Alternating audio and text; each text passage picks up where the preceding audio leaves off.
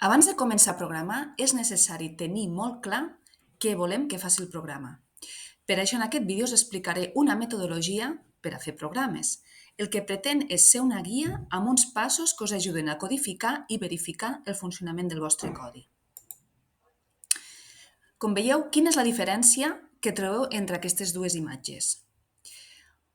Les dues fan exactament el mateix i pel processador no hi ha diferència. Però és evident que si una persona utilitza el primer programa tindrà més dificultats que no pas si utilitza el segon programa. Amb això us vull dir que cal documentar adequadament tots els programes. S'han de fer més entenedors pels programadors, de manera que ens ajuden a pensar què han de fer els programes i com. Quin seria el pas 1 per a que sigui un programa en el qual el puguem compartir i després ens en recordem de lo que hem fet? És molt important la llegibilitat. En els comentaris hem d'explicar per què es fan les instruccions, però no descriure-les. És a dir, els comentaris han d'aportar informació sobre el què i no el com. D'acord? El que farem sempre és posar les constants a la primera línia de codi, amb majúscules i amb un nom que indiqui exactament el valor que conté. Per tant, és molt important que tant constants com variables el nom sigui descriptiu. Més consells sobre la llegibilitat. Per exemple, afegirem espais en blanc quan utilitzem operadors binaris. En aquest cas, A més B igual a C, el que hem fet és deixar espais en blanc. Python no dona cap error si nosaltres introduïm aquest tipus d'espais. Després, quan posem parèntesi i cometes, aquí no deixarem espais al voltant del parèntesi. Si veiem que una línia és massa llarga, cal treure un parèntesi i continuar la instrucció en la línia sota, perquè si no, obliguem a que faci l'escroll en llegir el programa i això és bastant incòmode. Quin seria el pas 2? Fer una bona capçalera. La capçalera d'un programa és el conjunt de comentaris afegits abans del codi i normalment trobem informació com què fa el programa, l'autor, la data, les especificacions d'entrada i funcionament, que això us explicaré més endavant què és, i la versió. És recomanable utilitzar una plantilla de capçalera i que cada vegada que feu un programa nou sempre la utilitzeu i la copieu directament. La plantilla la podeu fer com us sembli, millor estèticament, però ha de contenir unes dades mínimes, com hem dit. La plantilla sempre la utilitzarem utilitzant els símbols de comentaris, aquí en aquest cas he utilitzat hashtags, perquè òbviament és part del codi que no ha de ser executada. Anem a centrar-nos en les especificacions d'entrada. Per què són importants posar-les en la nostra capçalera? Les especificacions d'entrada han d'indicar a l'usuari les dades d'entrada per les quals el programa està preparat. Han d'especificar la quantitat d'entrades que ha de rebre, el tipus de dada i si hi ha alguna restricció.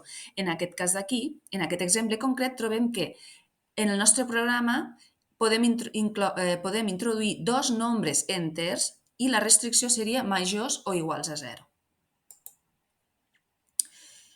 Una cosa molt important també, el joc de proves. Una execució d'un programa és el resultat que s'obté a partir d'unes dades d'entrada concretes, com hem dit, les especificacions d'entrada.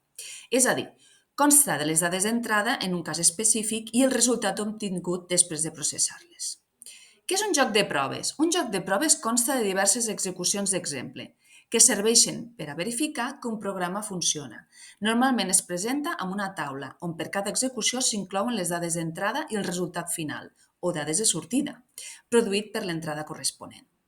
Les especificacions d'entrada i el joc de proves són inseparables. L'una i l'altra s'han d'avaluar de manera conjunta. Un joc de proves no té sentit sense saber quines són les entrades que nosaltres podem introduir en el nostre programa. Tot això ho definirem abans de la codificació. D'acord? I el joc de proves conté totes les possibilitats de resultats que podem obtenir donats uns paràmetres d'entrada. Aquí teniu un exemple de joc de proves. Imagineu-vos que tenim una funció, encara no hem vist funcions, però aquí teniu un petit exemple d'una funció en el qual, donats dos paràmetres d'entrada, que serien A i B, el resultat d'aquesta funció ens dona la suma d'aquests dos valors, sigui quins siguin, són variables. Sí? Llavors, Un exemple de joc de proves utilitzant l'eina Unitest seria com l'exemple que teniu aquí. Més endavant jo us explicaré com funciona l'eina Unitest.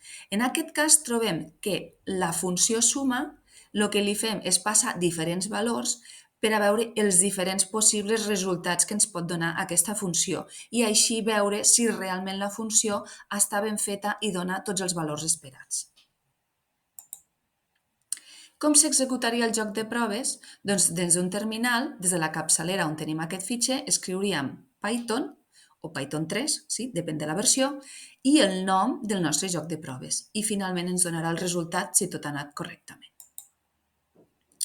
Quin seria el pas 6? Fer un seguiment. És molt important quan nosaltres tenim un programa que està obert a possibles canvis, fer un seguiment de les possibles modificacions. Normalment això ho podem ficar en forma de taula on en la primera columna hi posaríem la línia del codi en el qual hem hagut la modificació i en les altres columnes posarem el nom de cada variable que es va utilitzant i el valor que pren la instrucció corresponent. I en l'última columna posarem els valors que mostra el programa, és a dir, la sortida. Les línies en blanc, en aquest cas, les podem obviar. Molt bé, i aquí teniu un resum de la metodologia. El mètode és molt important a l'hora de fer programes, perquè quan tenim adquirit aquest mètode, això ens facilita que el resultat del nostre programa sigui òptim. Sempre és molt important entendre l'enunciat o entendre el que el nostre client ens vol transmetre o que vol aconseguir. Llavors, important també, alumnes de primer any que comenceu a programar, fer un o diversos exemples a mà, no directament al programa per codificar i sobretot, en una primera instància, evitar d'utilitzar les IAs per fer codi. Per què us dic això? Que no vol dir que més endavant les pugueu utilitzar. Llavors, si ets un programador principiant, amb l'arribada de la intel·ligència artificial, això no hauria de ser un problema. I aquí vull obrir un petit debat en referència a això. La intel·ligència artificial mai podrà substituir el pensament humà. Encara cal entendre els problemes, dissenyar solucions i saber el que estem fent. Ens pot ajudar molt en petits fragments de codi per trobar errors, per millorar, això sí que ho podem utilitzar. Però programadors que esteu començant, eviteu utilitzar la IA perquè això fa que la vostra part del cervell que hauria d'aprendre a dissenyar o resoldre un problema doncs no es desenvolupa i no s'integren els conceptes, d'acord?